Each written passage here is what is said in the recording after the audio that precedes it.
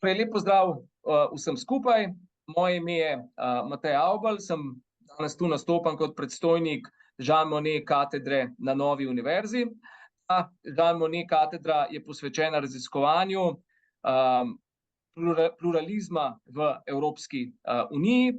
Pluralizem v Evropski uniji razumemo kot na eni strani priznavanje in spoštovanje razlik med državami članicami in njihovimi državljani, in kot hkratno prizadevanje, da te razlike obstajajo, obstojijo, delujejo v funkcionalni, viabilni Evropski uniji kot celoti.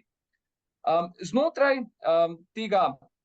te Jean Monnet katedre izvajamo različne aktivnosti in ena od temeljnih aktivnosti je tudi Evropski akademski forum Jean Monnet katedre. In prav danes imamo to priložnost, pa pravzaprav veselje, da lahko oznanimo, da se pred nami odvija že 20. Evropski akademski forum Jean Monnet katedre Nove univerze.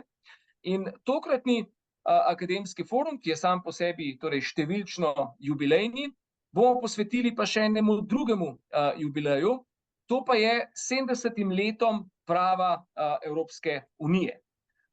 Ta jubilej je resnici na ljubo bil že leto, dve nazaj, vendar se ga spominjamo danes, ker bomo obravnavali pomembno knjigo, ki jo je v zvezi s tem jubilejem izdala Evropska komisija in ki jo je pripravila njena pravna služba. In ta knjiga, kot bomo slišali v nadaljevanju, obravnava 70 letij razvoja prava Evropske unije iz številnih aspektov in tudi predvsem na tak, ko bi rekli, ponosen način, da je v teh 70 letih Evropska unija ogromno dosegla predvsem po pravni plati in da je bilo predvsem pravo Evropske unije tisto, ki je to unijo od samega začetka držalo skupaj. No, v razpravi o tej knjigi pa se mi bodo danes pridružile najboljše strokovnjakinje z področja prava Evropske unije v Sloveniji. Povabil sem profesor dr. Janjo Hojnik, izredno profesorico dr. Petro Vajngral, ki obe prihajata iz Pravne fakultete Univerze v Mariboru. Prepričan sem, da ju številni poznate, prav gotovo pa vsi tisti, ki se ukvarjate s pravom Evropske unije, bodisi s strani enotnega trga, ekonomskih dimenzij prava Evropske unije, kakor tudi z aspekta človekovih pravic. Tako Janja kot Petra sta obe mednarodno tudi zelo dejavni, vplivni pravnici, ki tako kot vsi ostali imajo ogromno dela in si jima zato zelo lepo zahvaljujem, da ste se nam danes pridružili. Te iste zahvale gredo pa seveda tudi moji univerzitetni kolegici, dr. Vereni Rošic Feguš, docentki evropskega prava, naši raziskovalki, ki trenutno deluje na podoktorskem projektu na Finskem, in Verena, tudi tebi se lepo zahvaljujem, da si našla čas in se nam danes pridružila. Zdaj, današnji akademski forum bo potekal tako, kot smo že vajeni. Uvodoma bo potekala sproščena razprava med menoj in govorkami. In v to razpravo ste zelo toplo vabljeni, da se vključite tudi vi, poslušalci, in sicer s svojimi vnosi v našo klepetalnico. Torej, morebitna vprašanja, komentarje zastavite v našo klepetalnico, jaz pa bom poskrbel, da jih posredujem do sogovornic. Kdor pa bo zamudil današnje srečanje v živo, pa si ga bo lahko kasneje ogledal tudi na YouTube kanalu Nove univerze. S tem štejem, da smo nekako organizacijski del, uvodni del tega Evropskega akademskega foruma sedaj pustili za sabo in da lahko preidemo neposredno na razpravo. Ta razprava bo tekla v 3 krogih in v prvem krogu si bomo pogledali nekoliko v zgodovino razvoja prava Evropske unije. Torej, kot sem že dejal, imamo 3 raziskovalke, 3 visokošolske učiteljice z področja prava Evropske unije. Vsaka je v svojih delih si izbrala nekoliko specifičen, lasten pogled na pravo Evropske unije. Pa me zdaj zanima, z teh izbranih perspektiv, morda najprej ti, Janja, kako ti gledaš na zadnjih 7 desetletij razvoja prava Evropske unije? Hvala lepa, profesor Avbelj, za vabilo. Zdaj sama sem vključena v spremljanje prava Evropske unije v zadnjih 20-25 let in že samo, torej, če ne grem na celotnih 70 let, samo zadnjih teh 25 let se mi zdi, da je razlika med obdobjem 70 do tega mojega začetka okrog leta 2000 in od 2000 do zdaj, torej teh četrt stoletja, predvsem v raznolikosti pravnih ali pa podpravnih disciplin v Evropski uniji. Sama tudi sicer, torej sem nekako ostala pri preučevanju gospodarskih vidikov prava EU, ne, ampak je očitno, da torej res tam do leta 2000 je močno prevladovalo gospodarsko pravo Evropske unije, sicer od nekako Maastrichtske pogodbe zlasti naprej so bili že vidni tudi nekateri drugi vidiki, da torej ne gledamo samo na podjetja, kaj je z njimi, da se njim ne olajšuje, ampak da imamo še tudi nekatere netržne vrednote, netržne cilje, ki jih je potrebno zasledovati in ustrezno vključiti v sistem pravnih pravil. Torej, poleg svobodne trgovine, da se ustrezno umesti tudi varstvo okolja, tudi varstvo potrošnikov, nenazadnje takrat tudi v tistem obdobju tudi že človekovih pravic. Medtem ko zdaj od leta 2000, bi rekla, pa do danes, sploh pa v zadnjem desetletju, se mi pa zdi, da je prišlo pred zlasti sodišče Luksemburg in pa tudi seveda na mizo Evropske komisije so prišla številna druga področja, številni drugi družbeni izzivi, megatrendi, bi rekla, ne, kot so digitalizacija, krožno gospodarstvo, pa tudi več nekako zunanjih vplivov na pravni red Evropske unije, torej zunanja politika, torej stari drugi steber, tretji steber, torej imate, sta veliko bolj postajata jedrna področja, ne. Torej vidimo tudi, koliko je zadnja leta sodne prakse v zvezi z azilom, veliko je prepletanja, sodišče EU, Evropsko sodišče za človekove pravice, tako pri azilu recimo, kot pri klasičnih, kjer bi res rekli, kaj pa ESČP na tem področju se vtika, kot je predhodno odločanje. Torej videli smo, da se je ESČP v bistvu vpletlo v vprašanje, kdaj morajo nacionalna sodišča zadnje instance postaviti vprašanje predhodno odločanja ali vsaj obrazložiti, zakaj ga niso, ker lahko sicer nacionalni sodniki ne samo, da kršijo svoje obveze iz 267. člena pogodbe o delovanju Evropske unije, ampak kršijo tudi 6. člen Evropske konvencije o človekovih pravicah v povezavi s poštenim sojenjem. Tako da ta stvar, glede zunanje politike, bi rekla tudi v zadnjem času, kar zadeva zasege premoženja ruskih oligarhov, recimo, ne, pa predtem smo tudi že videli, torej v povezavi z Islamsko državo, bojem proti Talibanom in tako naprej, začetke, ne, ampak zdaj je res spet veliko zadev in veliko izzivov v Luksemburgu v zvezi s tem, kdaj se zakonito lahko odvzame tako premoženje. Torej, nekaj se mi zdi tematika, ki je na začetku svoje kariere ne bi pričakovala, da bo tako pomembna, pa tematika v zvezi recimo z versko svobodo, na glavne rute in taka vprašanja, ne, so nekaj, bi rekla, relativno novega. Nasploh pa digitalizacija in vse te nove tehnologije, mislim, da so sami sodniki in tudi slovenski sodnik, doktor Ilešič, to poudari, koliko, ne, da so oni sodniki v glavnem že precej v letih, ne, ampak vprašanja, ki jih dobivajo, so pa zelo nova, tehnološki izzivi tudi za njih, kar predstavlja nek poseben izziv razumeti, zakaj gre pri nekaterih teh platformah in tudi sicer torej teh digitalnih ali pa tehnoloških vprašanjih, ne. Tako da res veliko vprašanj tudi v zvezi z delovanjem nacionalnih sodišč. Mislim, da se zavedajo tudi nacionalni sodniki vse bolj, tudi slovenski, pomena dobrega poznavanja prava Evropske unije in sem nekako zdaj bolj optimistična, da bi morda v naslednjih letih se kaj več premaknilo tudi v Sloveniji, v zvezi s tem, da bi se konstantno nekako tudi pravnike v praksi izobraževalo o novostih, o izzivih prava EU, ne pa samo tako neorganizirano in nesistematično, kot je bilo to do sedaj. Toliko mogoče za uvod, pa še prepuščam besedo kolegicam. Hvala lepa, profesor Hojnikova, draga Janja, za ta uvod. Zelo lepo si predstavila, kako je v bistvu se pravo Evropske unije spremenilo, transformiralo na eni strani zaradi poglobitve evropske integracije, na drugi strani pa zaradi tudi tehnoloških sprememb in zaradi sprememb v zunanjem okolju, na katere se mora ta Evropska unija odzivati.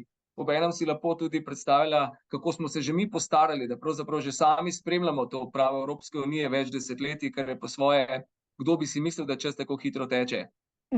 Petra, kako pa ti gledaš svoje perspektive? Vemo, da si se veliko ukvarjala tudi z zasebnim pravom znotraj Evropske unije, danes z človekovimi pravicami, gospodarstvom. Kako ti gledaš na razvoj Evropske unije, prava Evropske unije v zadnjih desetletjih? Hvala tudi najprej za povabilo. Zelo nehvaležno je predstaviti moj vidik po tem, ko je govorila Janja, ne? Ker jaz se opravičujem. Pardon. Mama, ne? Do drug mi lahko bil v takem času malo heca. V glavnem, malo nehvaležno, ker je Janja res izčrpno že nam povedala neke te zadeve glede razvoja zadnjih 70 let in seveda se lahko s tem zgolj strinjam in mogoče, kar se z mojega vidika, jaz to vidim predvsem v grobem kot neka dva premika. Ne? Najprej torej kot premik od poudarjanja ekonomskih vprašanj k človeku, torej k delavcu najprej, ne? Pa potem k pravicam, ki mu gredo na podlagi delovnega prava, pravicam njegovih družinskih članov, potem se je to razvilo v temeljne pravice, ne? In to danes recimo kot dva neka bisera v kroni tega razvoja lahko vidimo potem državljanstvo Unije in pa uveljavitev listine EU kot nek tisti akt temeljnih pravic, ne, na ravni, ki pač prvi akt na ravni Unije, torej je namenjen temu.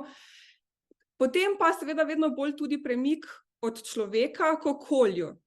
Tu imamo potem recimo Evropski zeleni dogovor, prizadevanja za zmanjšanje emisij, na splošno trajnost kot nek leitmotiv nove zakonodaje, ne, na vseh področjih, od potrošniškega prava, kmetijstva, ne nazadnje finančnega poročanja gospodarskih družb in tako naprej.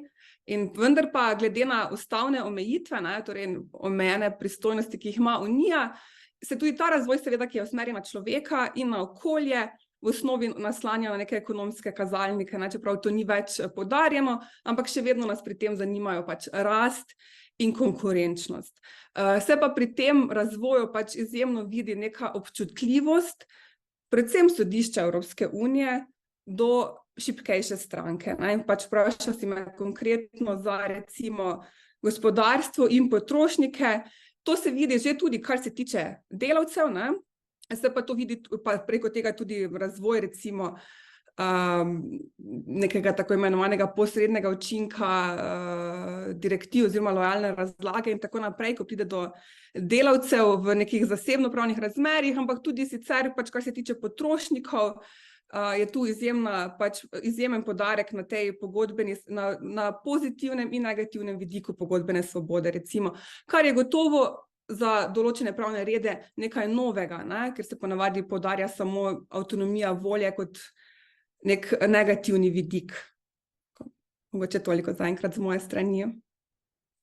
Hvala, Petra, tudi za to, lahko bi rekli, še malce dodatno konceptualizacijo razvoja, ne, premika.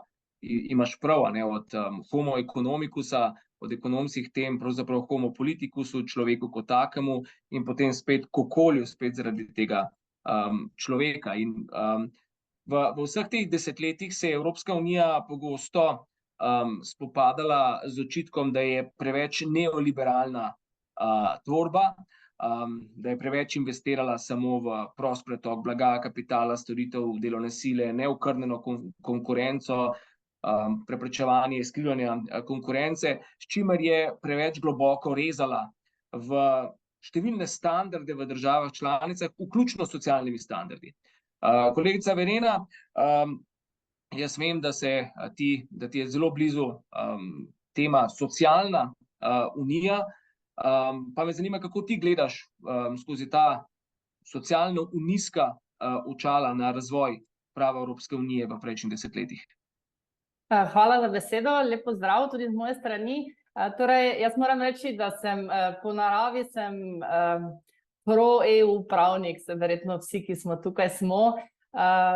Čeprav zdaj dejstvo je, da EU ni tako idealna ali pa je daleč od idealne, kot so ali pa smo na začetku pričakovali, ampak vendarle ta razvoj prava EU v zadnjih 70 letih vidim kot pozitiven. Začeli smo, tako kot ste rekli moji predhodnici, pri vzpostavitvi miru, pa ekonomski integraciji, svet brez meja, prosti pretok in tako naprej. Sedaj pa smo bolj tudi na skupnem delovanju, skupni solidarnosti, skupni pomoči, pa naj bo to zdravstvena kriza, naj bo to težava z dobavo plina, potreba po sanaciji zaradi poplav in tako naprej. Veliko je stvari, veliko je izzivov, ki jih po mojem mnenju države članice same ne bi zmogle ali pa jih ne bi mogle tako učinkovito rešiti, kot jih rešujemo skupaj. Zaradi tega bi morda dodala še samo to, da trdno stojim na stališču, da je evropska integracija izboljšala in da še izboljšuje življenjski standard vseh nas državljanov EU. Toliko morda za začetek.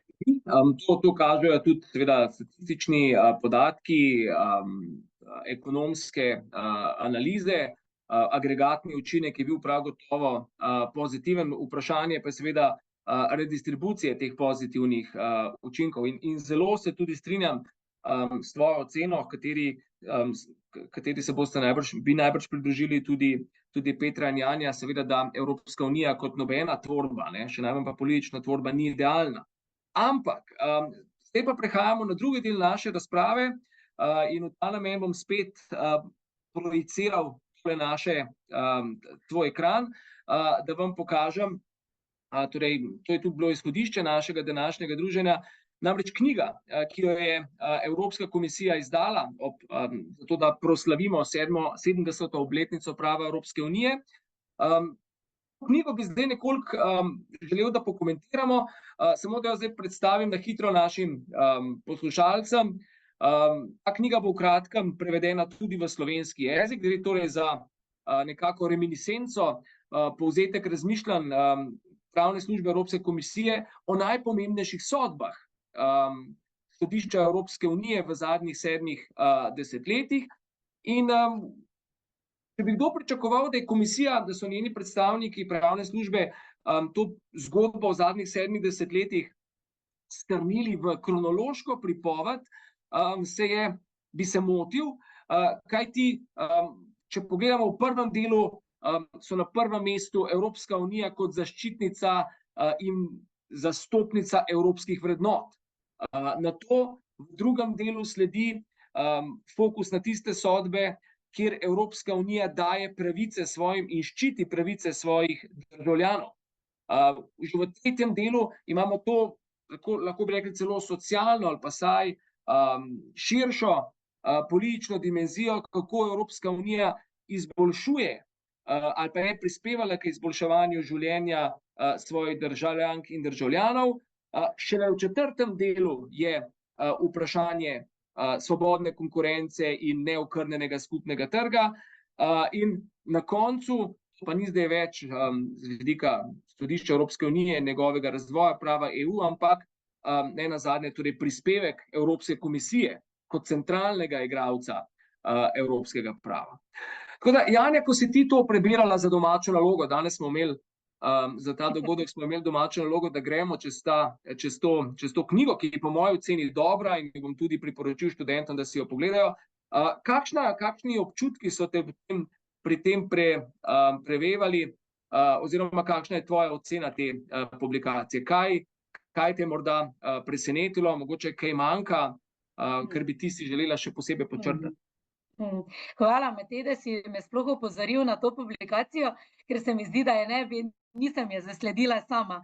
Tako da je kar obsežna, glede na strukturo, ki si jo nam pokazal, bi morda mislili, da gre za tanjšo publikacijo. Tako da všeč mi je, da je relativno, mislim, tako interdisciplinarna, nima neke običajne strukture, bi rekla, ki jo vidimo v učbenikih prava Evropske unije, tako da je bolj usmerjena nekako v vrednote ali cilje, ki jih ima Evropska komisija pri svojem delu. Mislim, da to odraža tudi današnjo strukturo Evropske komisije, kjer ni več tistega, ko smo videli pred 20-25 leti, kjer je bilo zelo jasno, kateri komisar je zakaj pristojen, ne? Tam je bilo jasno, nekdo je za trg, nekdo za transport in tako naprej. Danes so pristojnosti tudi komisarjev veliko bolj prepletene in za vsako vprašanje skoraj se mi zdi, da je pristojnih več komisarjev, sploh pa te tržne zadeve, ki jih jaz spremljam, ker so povezane z industrijo, z digitalizacijo, z okoljem in tako naprej. Torej vse posod se pristojnosti prepletajo, tako da tudi ta publikacija kar nazorno to prikazuje. Vsekakor pa ne odraža, mislim, da vsega, kar dela Evropska komisija in vsega, kar pač danes pravo Evropske unije pokriva. Tako da, ker si nam dodelil nalogo, da se mogoče na kako poglavje bolj osredotočimo, bi vseeno pogledali, jaz malo bolj pokomentirala 4. del v zvezi z enotnim trgom. Pravi Evropska komisija, da je šel tukaj razvoj od bolj sporadične k bolj sistematični ureditvi tega področja, kar verjetno drži, če gledamo celotnih 70 let. Torej res na začetku tudi so poskušali tu in tam dobiti potrebno soglasje, ampak mislim, da že enotni evropski akt v konec 80-ih je na nek način sistematično pristopil k temu področju, torej ureditve enotnega trga, ampak smo kasnejši neki šoki na tem trgu zahtevali prenovo. Tako da eden največjih šokov je bila gotovo ta finančna gospodarska kriza, ki je trajala nekje od leta 2008 naslednjih 5 let in v tem času so res sistematično prenovili regulacijo celotnega finančnega sektorja, kar je verjetno bil tudi eden od bolj pomembnih razlogov za Brexit tam. Tako jaz vsaj vidim, da kako se je Evropska unija spravila na finančne akterje, banke, zlasti tudi zavarovalnice, ni bilo zelo všeč britanskemu, londonskemu Cityju in tako. Torej se mi je zdelo to eden od zelo pomembnih pritiskov in tudi potem groženj, da tako, če boste nas tako temeljito uredili ali tako striktno, pa se več ne vidimo v tej integraciji. So pa druge stvari, ki so omenjene v poročilu, med drugim platformna ekonomija. Sama sem se v zadnjih letih kar veliko s tem ukvarjala in tudi vidim to kot eno področje, torej teh posrednikov na trgu, kot so Booking, Airbnb, Uber, in zdaj vidimo tudi na številnih drugih področjih. Mi na Pravni fakulteti v Mariboru smo pred nekaj tedni imeli predstavitev platforme Litabook, kjer ponujajo dostop do pravnih učbenikov. Je pa res, da ponudniki uporabljajo eno staro terminologijo za nas, profesore in študente, torej, da si kupite pravne učbenike, če pa malo bolj podrobno pogledamo, pa si jih sploh ne kupimo, ampak si samo kupimo dostop do učbenikov, dokler velja članarina. Ko pa nimaš več, ko pa članarina poteče, pa več nimaš tega učbenika. Tako da to je tudi sicer neki ta trend, ki ga sama veliko raziskujem, tako imenovane storitvizacije, ne pa slovensko, kjer se torej namesto, da bi kupovali stvari, kupujemo dostop, pa naj bo res gre za prevoze ali nepremičnine in zdaj torej tudi pravne učbenike. In izzivov tukaj je veliko, tudi nenazadnje seveda konkurenca, o čemer govori tudi komisija v poročilu, pa varstvo potrošnikov. Mi študenti smo sami študentom izpostavili, da torej naj razmislijo, kaj če letnik ponavljajo, kaj pa potem za državni pravniški izpit, bodo še imeli dostop do takih učbenikov. Torej vprašanje, kako dobro si zaščiten. Pri tej regulaciji je tudi mene v zadnjem času zelo zbode zelo intenziven prehod od direktiv na uredbe. S Petro smo že o tem diskutirali, ker sem imela prejšnji teden še predavanja na pravni fakulteti v Lövnu, kjer sem poskušala ta proces storitivizacije nekako celovito, čim bolj celovito zajeti in dejansko me tam z izjemo določenih področjih, kot je produktna odgovornost in ti na vseh drugih področjih opažam, da direktive nadomeščajo uredbe. Tako da recimo imamo zdaj še Product Safety Directive, aprila letos pa je bila sprejeta uredba za to področje, ki bi naj začela prihodnje leto veljati. Potem imamo za avtonomna vozila, torej brez šoferja, je uredba o varnosti teh vozil. V zvezi z izvozom odpadkov iz EU, ker želi Evropska unija malo si izboljšati ugled, torej da ne vse slabo tudi, mislim, izvažamo, izvažamo tekstil, izvažamo avtomobile, ki več niso za nobeno rabo.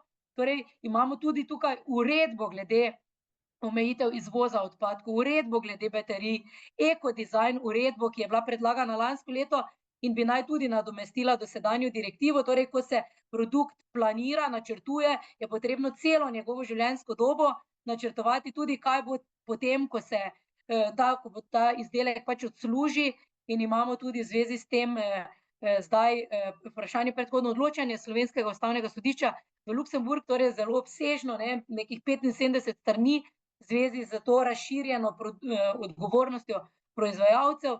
Tudi v zvezi s kratkotrajnim oddajanjem imamo predlog uredbe, čeprav se spomnim, torej še, verjetno mislim, da je bilo leta 2015, je rekla Evropska komisija, da nekaj dosti v to platformno ekonomijo ne bomo posegali, tu gre za nacionalne vidike, ne bomo mi zdaj Uberja in teh, ampak zdaj imamo predlog uredbe v zvezi z podatki, kako se turisti registrirajo, da kako se ti podatki tudi z davčnih in drugih namenov komunicirajo z oblastmi, z organi različnimi, tako da res, bi rekla jaz, systematic regulation, tudi v tem smislu systematic regulation replacing directives. Tako da ne morem reči, da se mi zmeraj zdi to upravičljivo, ker marsikaterem tem predlogu uredbe piše, da bo uredba delovala kot safety net, kar je meni zmeraj, ko se je reklo kot neki safety net, da to pomeni direktivo. Tako da res zelo veliko bo uredb po novem, kar je tudi na nek način v konfliktu s tem, da v pogodbi piše, da je notranji trg področje deljene pristojnosti. Tam smo tudi rekli, v luči subsidiarnosti se tam, kjer je deljena pristojnost, pač sprejemajo direktive. Tako da toliko mogoče, da vam preveč časa ne odzamem s mojim razmišljanjem. Ja, hvala lepa za te specifične poudarke vezane na enotni oziroma skupni trg. Prav zanimivo je to, kar opisuješ, ta premik od direktiv k uredbam. Sploh v luči tega, da smo še nekaj let nazaj poslušali, kako bo Evropska komisija dvakrat premislila, preden bo sploh predlagala nek nov akt. Zdaj pa gremo od harmonizacije v bistvu k unifikaciji in jasno, bolj kot se ta skupni trg polni, bolj to področje ni več področje deljenih pristojnosti, ampak je pravzaprav Unija posrkala te deljene pristojnosti skozi načelo prejemcije na svojo stran. Po drugi strani mene tudi ta akt, zdaj izraz akta je kar veliko, torej koliko se spomnim, pred sprejemom Lizbonske pogodbe je bilo izrecno zavrnjeno, da pač ured ne bomo preimenovali v zakone in direktiv v okvirne zakone, zdaj pa v vrsti aktov z tega področja, sploh digitalizacije, se mi zdi, imamo podrejeno v oklepaju naziv akt, ki ni omenjen pač v členu 288, tako da tudi mi malo dvigne obrv, vsaj to. Imaš prav, ampak mislim, da iz te knjige, ne v tem delu, ki si ga ti analizirala, izhaja, da Evropska komisija to imenuje kot neke vrste konstitucionalizacijo skozi prakso, spreminjanje prakse z ustavnimi učinki. Zdaj iz perspektive Evropske komisije je seveda to razumljivo, verjetno pa to v akademskih krogih lahko to nekoliko vodi k namrščanju obrvi, ampak kakšni drugi, z perspektive držav članic in tudi še zlasti z perspektive tistih bolj porednih držav članic, pa to poraja, si predstavljam, kar precejšnje antagonizme. Petra, Tudi ti si imela kot Verena in Janja domačo nalogo, da si pogledaš malce to knjigo. Kakšni pa so tvoji občutki in katero področje si pa ti posebej izbrala za analizo?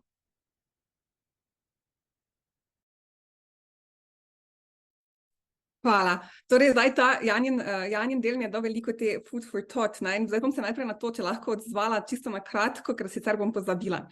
Ampak tu recimo pred to digitalizacijo in okoljem so pač bili aktualni potrošniki, na tistem področju se je ogromno stvari sprejemalo in takrat se je ogromno sprejemalo, ogromno direktiv je bilo direktiv maksimalne harmonizacije in takrat se je to kritiziralo, torej, da to ni ustrezni instrument, da v luči načela subsidiarnosti in pa sorazmernosti naj se potem sprejme uredba.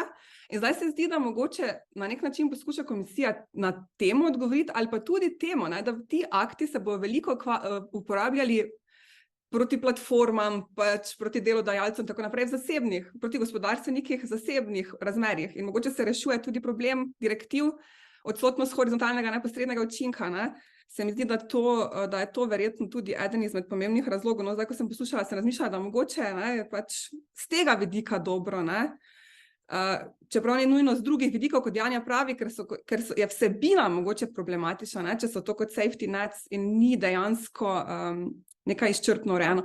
Ampak toliko samo, da ne pozabim tega poudarka, s katerim se bomo gotovo še veliko ukvarjali. Ampak bo pa rešilo neke stvari glede tega, kar je problem pri potrošnikih in delavcih morda. Ampak jaz sem se osredotočila torej na enega izmed teh biserov v kroni, kar sem prej omenila, torej na državljanstvo. In tu recimo se v zanimiv povzetek, vsekakor nekaj, kar bi priporočala tudi svojim študentom, da si pogledajo. Tu si izbere, torej komisija se v tem delu fokusira na sodbe in teme, ki predstavljajo neke mejne scenarije, torej področja, ko ni tako na prvo žogo očitno, ali posamezniki v neki situaciji res lahko dobijo pravice na podlagi določb o prostem gibanju in prebivanju. Tukaj gre recimo za statične otroke, ki nikoli niso izvrševali svoje pravice do prostega gibanja, recimo, njihovi starši so pa državljani tretjih držav in kaj zdaj, ali lahko ostanejo z njimi v tej matični državi, ali gre za notranjo situacijo. Potem recimo pravice državljanov tretjih držav, ki so istospolni partnerji, ali starši državljana Unije, pa recimo njihova država državljanstva ne priznava istospolnih partnerstev, tu sta posebej izpostavljeni dve sodbi, ki se tičeta Romunije in Bolgarije. Potem recimo pravice državljanov tretjih držav v primerih, ko se njihova življenjska pot z državljanom EU zaključi, bodisi zaradi ločitve, bodisi ker umre, in tu pri ločitvi je ta absurd, ko je pomembno, kdaj je bila vložena zahteva za ločitev, bodisi preden je ta državljan EU šel v drugo državo članico ali ne. Kar je izjemno pomembno tudi v primeru, ko gre za državljane tretjih držav, ki so v bistvu žrtve nasilja v družini. To komisija dobro izpostavi. Potem pa tudi recimo vprašanje, kaj se zgodi, ko državljan Unije, ki pač izvršuje svojo pravico do prostega gibanja in prebivanja v drugi državi, pridobi državljanstvo te druge države. Kaj se zdaj zgodi? Ali se še vedno lahko zanaša na to pravice povezane s prostim gibanjem, torej da je v tej drugi državi združen s svojim partnerjem, ali ne? Ali gre za notranjo zadevo, ker je postala ta oseba državljan. Tako da fokus je torej na teh mejnih zadevah, ki kažejo neko bolj življenjsko, humano plat sodišča Evropske unije, ki v teh primerih poskuša omiliti te primere obrnjene diskriminacije v bistvu. Bodisi s široko razlago določenih konceptov, partner recimo, ali pa kaj pomeni, da imaš dovolj sredstev za življenje, tudi nezakonito pridobljenih sredstev recimo. Nezakonito v smislu, da so ljudje delali, ne da bi bili prijavljeni, v tem smislu recimo. Čeprav to je zanimivo, kar tu izpostavlja komisija, glede na česa, kar bom kasneje še izpostavila. Ali pa recimo s sklicevanjem direktno na pogodbo namesto sekundarne zakonodaje, člen 21 prosto gibanje recimo. Torej komisija se je odločila, da v tej knjigi izpostavi te družinske zadeve, res zgolj družinske zadeve in te mejne zadeve, ker je tudi sama podpirala razvoj v smer, v katero je potem razvoj šel. Torej, ko je se sodišče jo strinjalo z njeno razlago. Zdaj, dve zadevi jaz pogrešam, torej lahko bi izpostavila tudi študente in pomemben razvoj v tem kontekstu, kar se tiče državljanstva Unije, ker ravno v tem kontekstu sodišče tudi prvič poudari, da je državljanstvo naš temeljni status EU, državljanstvo Unije, torej ta fundamental status. In potem komisija ne omenja povezanih stvari s tem našim temeljnim statusom in sicer vprašanje pridobitve in izgube tega temeljnega statusa. In to je trenutno zelo aktualno vprašanje, tudi recimo v okviru teh golden passports, zlatih skem, investicij v zameno za državljanstvo in tudi imamo trenutno pred sodiščem zadevo, v kateri komisija toži Malto, naprimer zaradi te sheme, ko nekdo pridobi državljanstvo v zameno za neko naložbo v tej državi. Recimo. Tako da to se mi zdi zelo zanimivo. In kar se tiče vprašanja izgube, imamo en kup sodb, ki so aktualne ali pa so še tekoče pred sodiščem EU, Nizozemska, Danska, Nemčija, ko gre za dvojne državljane, ki pač nekaj časa niso bili v svoji državi, mislim, danes, recimo 2023, je vprašanje dvojnega državljanstva gotovo drugačno, kot je bilo pred 50 leti, ko imamo pač digitalizacijo, veliko porok partnerjev z različnih držav. Nazadnje to tudi komisija spodbuja s svojim Erasmus programom in se pohvali za svojimi Erasmus otroki, recimo. Ogromno otrok je, ki imajo pač državljanstva nekih držav, v katerih sploh niso živeli, in pod določenem, ker pač so starši iz tistih držav, pa živijo čisto XY državi, pa se potem lahko zgodi, da v polnoletnosti to državljanstvo celo izgubijo, in potem tudi prenehajo biti državljani Unije, recimo. Tako da to vprašanje pridobitve in izgube državljanstva je izjemno aktualno v tem primeru, mislim, v današnjem kontekstu, pa se recimo tukaj ne omenja, tako da bi to vsekakor pogrešam. Mogoče tudi malo taktično tega komisija pač ne omenja, ker zadevi Rotman, ki je tista prelomna zadeva, kar se tiče izgube državljanstva Unije, se komisija, sodišče EU torej ni sprejelo razlage komisije, da je vprašanje izgube državljanstva v pristojnosti držav članic. Danes pa v tej zadevi komisija proti Malti trdi ravno nasprotno, da vprašanje pridobitve državljanstva ni zgolj v pristojnosti držav članic, recimo, tako da kar zanimivo, politično selekcioniranje, ampak dobro. Na to, na kar se je osredotočila, torej ta poudarek teh mejnih primerov, kar se tiče družinskih članov, so tudi izjemno pomembne zadeve, v okviru katerih je pač vsekakor bil prispevek sodišča, očitno pa asistenci komisije, torej izjemen. Hvala, Petra, za to dobro analizo dogajanja na področju državljanstva Evropske unije. Tukaj gotovo od zadeve Baumbas naprej, ko je bila ta pravica razglašena za neposredno učinkovito, tako da so se državljani lahko neposredno sklicevali na zadevni člen pogodbe, je prišlo do izjemnega razmaha. Prav gotovo se strinjam, da izbor zadev, ki jih je komisija vključila v to svojo pripoved, ni nevtralen.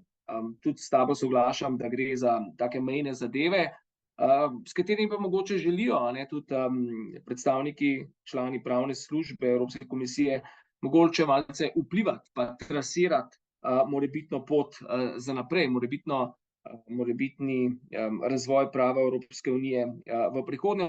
Potem bomo v zadnjem delu našega današnjega druženja. Verena, tebi gre enako vprašanje v tem našem drugem krogu. Kako ti razumeš to publikacijo, kaj je pritegnilo tvojo pozornost znotraj razvoja prava Evropske unije, kot jo predstavlja Evropska komisija?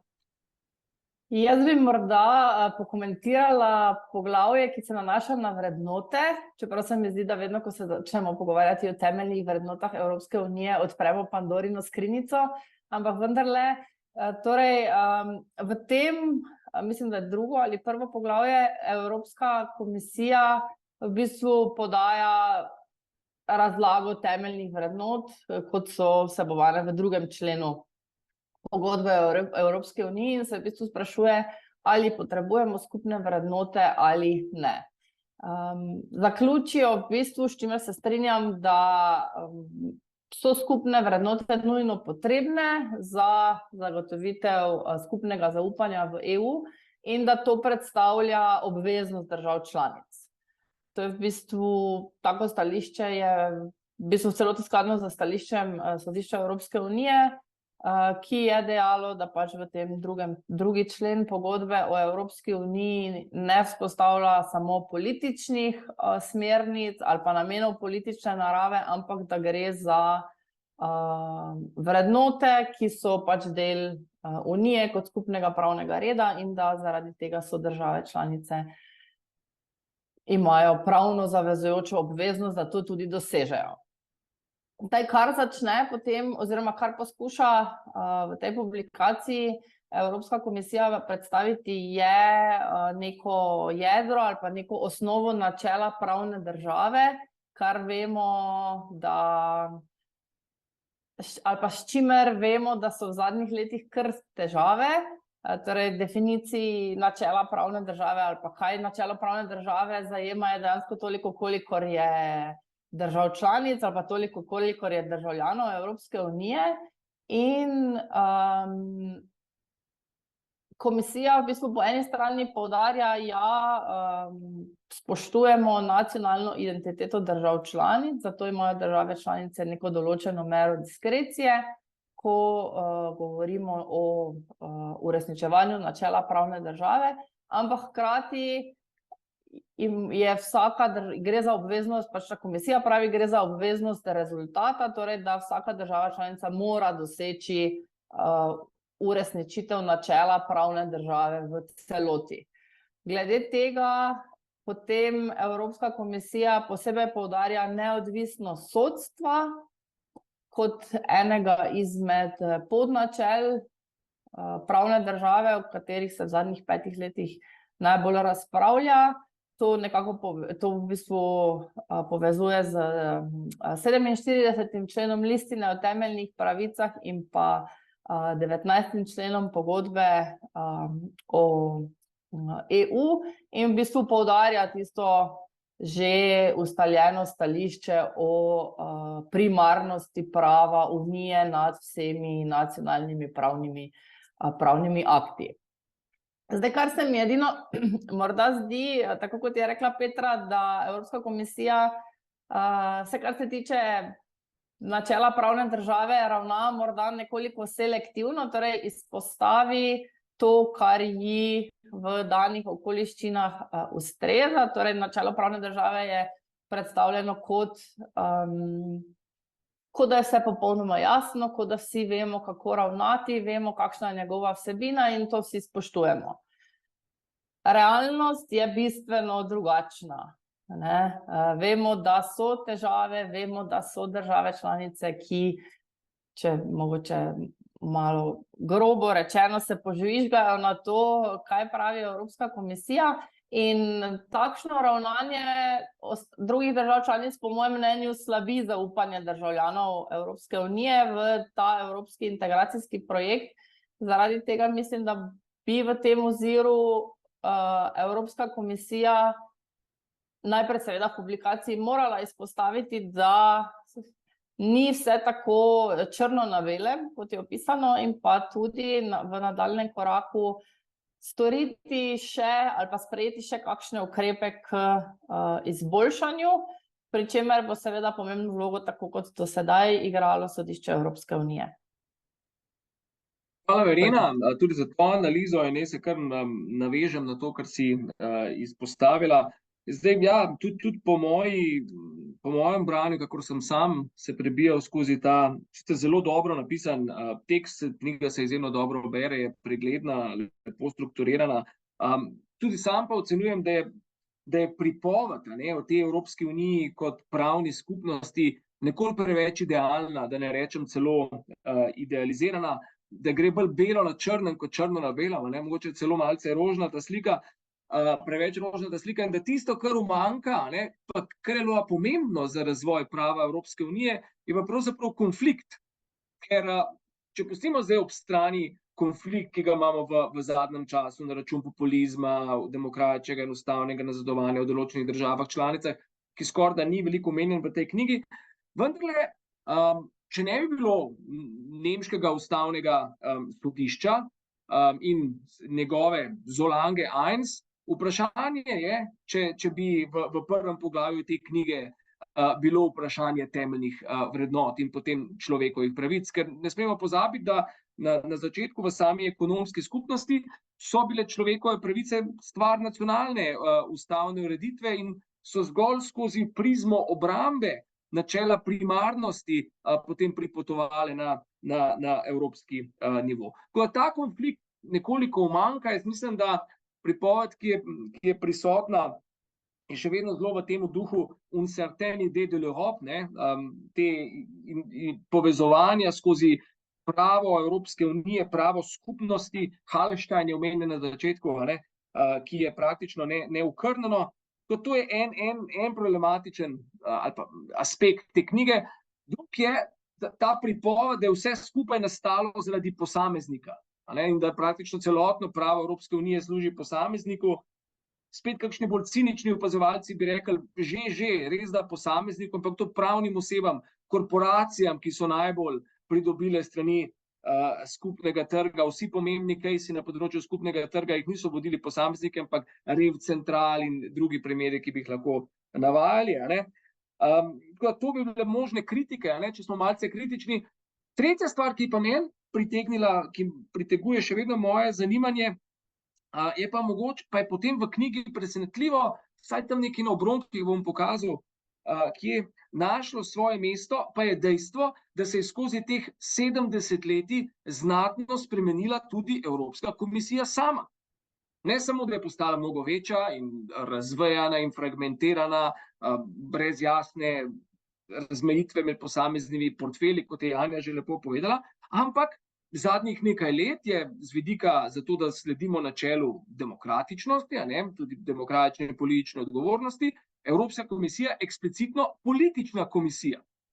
Politična komisija, glava je politična, spodaj je pa potem strokovno telo kot v državah članicah, ampak ta politična komisija je še vedno tista, ki je po členu 258 prva poklicana za to, da nadzoruje, ali države članice spoštujejo pravo EU, in potem tudi je ona tista, ki vlaga tožbe proti državam članicam. In kar je pomembno v okviru 258. člena pogodbe o delovanju Evropske unije, je, da ima Evropska komisija diskrecijo, popolno diskrecijo za vlaganje teh tožb. Torej, 70 let kasneje imamo mi politično komisijo s popolno diskrecijo za vlaganje teh tožb in recimo lepo, to bom pa zdaj pokazal, če kje našel, tukaj sem si pobarval. Evropska komisija sama na strani 301 pove takole, da bi lahko ohranili ta neodvisen položaj komisije kot promotorja splošnih interesov Evropske unije, je potrebno poskrbeti, da bodo tudi znotraj Evropske komisije zagotovljeni standardi za to. V tem kontekstu je še posebej pomembno, da ko nekdo naznani morebitno kršitev Evropski komisiji, da se ta kršitev ne izgubi znotraj samega aparata komisije, ne da bi kolegi sploh vedel, da je ta zadeva v bistvu znotraj Evropske komisije in da bi o tem sploh lahko sprejel odločitev.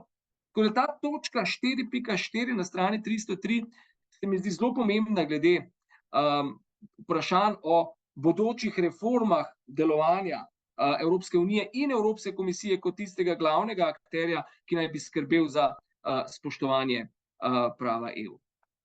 In s tem mojim nekoliko daljšim izvajanjem bi pa zdaj tudi nekako prišli v ta zadnji zaključni del naše razprave. Malce bomo napovedovali prihodnost in nič ni težjega, kakor napovedovati prihodnost. Tako da, ne vem, pa bomo dali mogoče najprej besedo spet Janji, da pove, kaj ona pričakuje, kaj ti pričakuješ, da se nam lahko obeta, pa ne v naslednjih 7-10 letih, ampak v naslednjih 5 do 10 let v pravo Evropske unije. Ja, sej mislim, da ni potrebno biti jasnoviden, ker so vzvodi že postavljeni, že vidimo, kam vlak gre. Kar zadeva notranji trg, bi samo mogoče rekla, da me veseli, da je sodna praksa vse bolj poenotena po svoboščinah, ker se mi zdi, da z temi novejšimi tehnologijami in trendi v ekonomiji je ločevanje po svoboščinah vse težje. Tako da zdaj nekako ta zloglasni kek, mislim, da je nekako prebavljen in da je postavljeno nekako bolj enoten pristop k vsem 4 svoboščinam.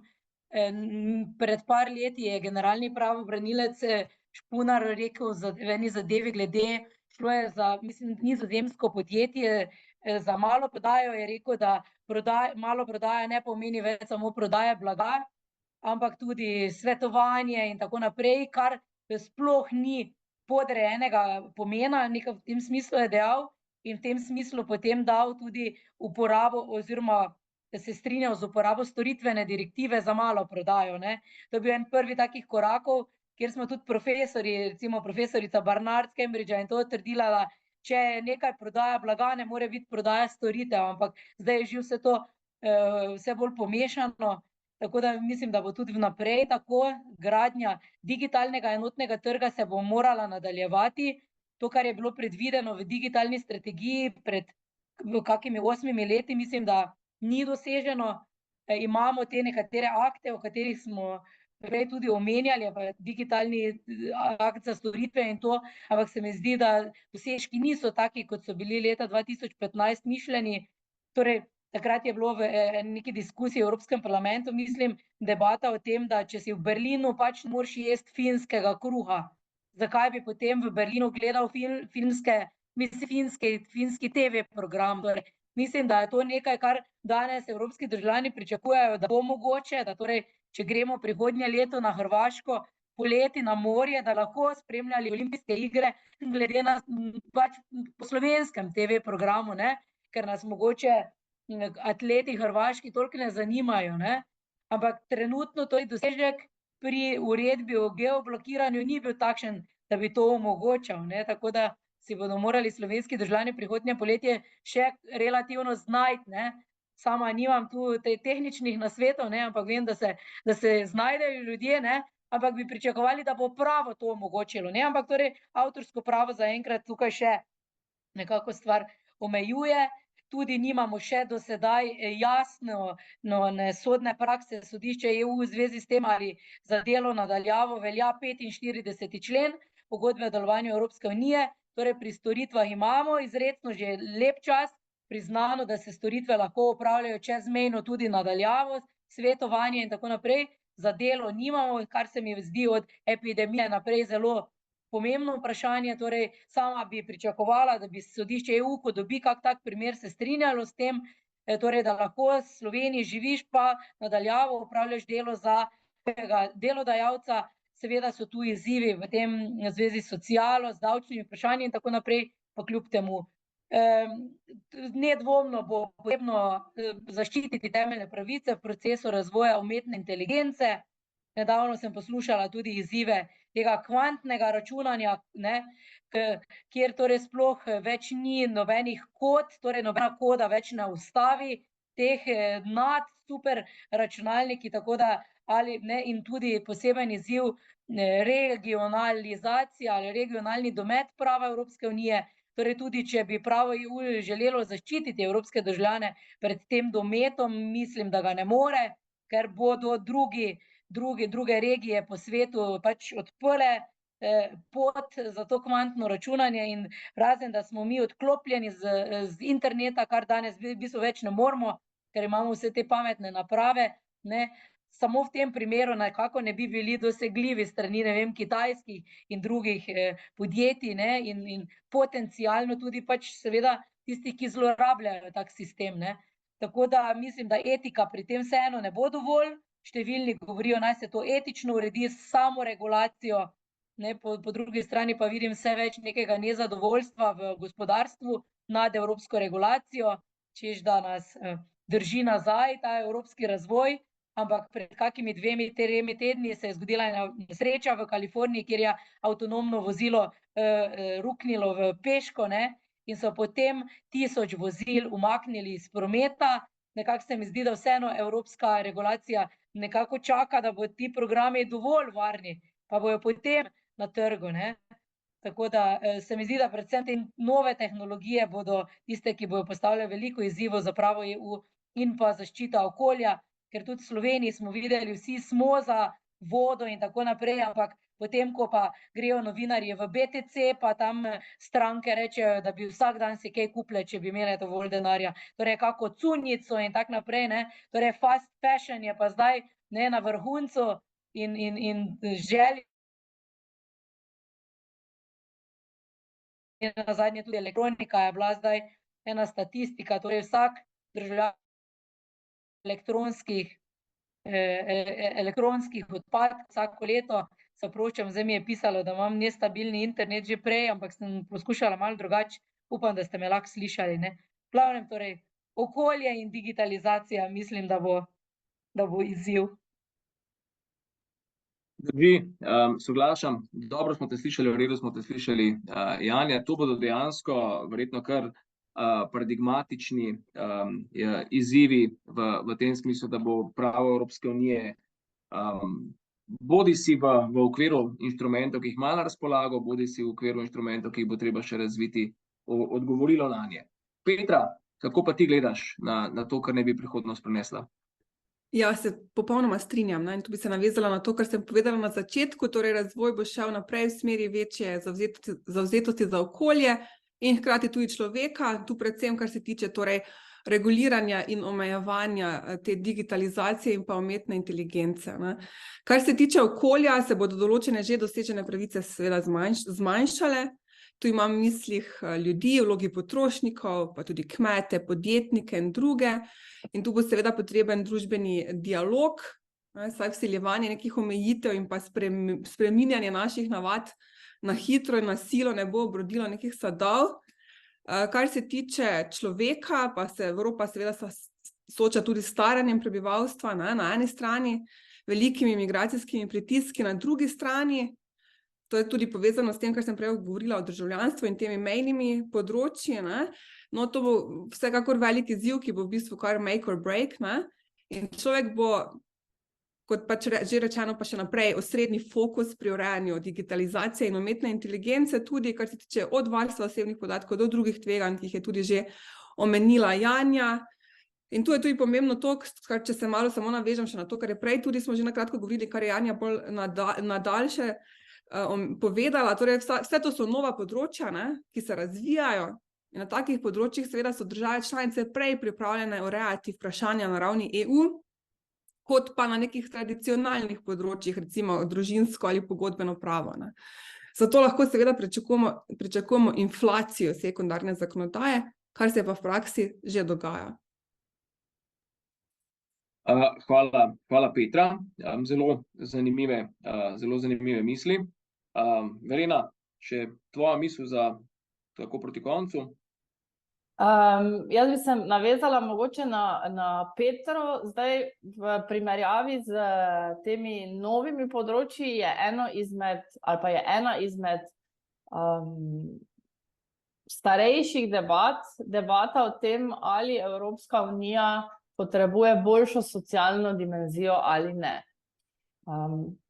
Vprašanje socialne unije je bilo izpostavljeno že v rimski pogodbi, že leta 1957 so dejali, da je pač pomembno izboljšati delovne in življenjske pogoje delavcev, izražena je bila potreba po dvigu življenjskega standarda. To je bilo kasneje posebej izpostavljeno v Lizbonski pogodbi, ampak mislim, da se vsi strinjamo, da v bistvu socialna integracija je vselej in še vedno zaostaja za ekonomsko integracijo. Ko je bil sprejet Evropski steber socialnih pravic v letu 2017, je sicer ta debata dobila še nek dodaten zagon. Delo prejšnje komisije sicer nadaljuje tudi trenutna komisija, ampak zdi se mi, da bo v prihodnje potrebno rešiti vprašanje, ali sploh želimo, da se socialna dimenzija približa ravni ekonomske integracije in če to želimo, na kakšen način bi to dosegli. Po mojem mnenju smo že v fazi, ko se zavedamo, da so nacionalni sistemi držav članic preveč raznoliki, da bi težili k nekemu poenotenju socialnih sistemov, ampak kljub temu mislim, da je mogoče najti neke ukrepe, s katerimi bi omogočili nadaljnji razvoj socialne dimenzije ali pa socialne unije EU v prihodnje. Hvala. Hvala Verena, tudi tebi. Torej, osredotočeno na ljudi, na človeka, okolje, ustrezno reguliran notranji trg, ki bo odgovoril na nove tehnološke izzive, na način, da se bodo meje še bolj, kolikor so se že sedaj zabrisale med posameznimi svoboščinami in potem tudi socialna Evropska unija, socialna dimenzija Evropske unije. To so veliki izzivi za prihodnost, ker za sabo potegnejo večji transfer pristojnosti strani držav članic na Evropsko unijo, tudi večje prerazdeljevanje sredstev med državami članicami, ampak soglašam z vami, da so to regulatorna vprašanja, ki se jih v prihodnjih 5-10 letih prav gotovo ne bomo mogli izogniti. Prepričan sem zato, da je pred nami še zelo pester razvoj prava Evropske unije, da bo verjetno knjiga 100 let prava Evropske unije precej drugačna od te, kot je danes 70 let prava Evropske unije. Zelo zanimivo pa bi bilo napisati tudi takšno knjigo, ki bi v bistvu na razvoj prava Evropske unije pogledala iz celote, ne samo iz Bruslja, kot izpod peresa Evropske komisije, ampak pravzaprav nekako tudi z vidika držav članic. Prepričan sem, da če bi že pravna služba sveta napisala tako isto knjigo, da bi verjetno imela nekoliko drugačno vsebino. Hvala lepa za sodelovanje na današnjem Evropskem akademskem forumu. Res z zanimanjem sem prisluhnil vašim stališčem. Menim, da ste se zelo lepo dopolnjevali, da smo našim poslušalcem predstavili različne aspekte tega, kako se je pravo Evropske unije razvijalo v preteklosti, kateri so izzivi danes in še posebej, kaj nam prinaša prihodnost. Tako da lepa hvala vam, spoštovana Janja, spoštovana Petra in spoštovana Verena in seveda našim poslušalcem, ki so nas spremljali tokrat v živo ali pa ki nas bodo pogledali, kot že rečeno, v posnetku na YouTube kanalu Nove univerze. Lepo se imejte in do prihodnjič.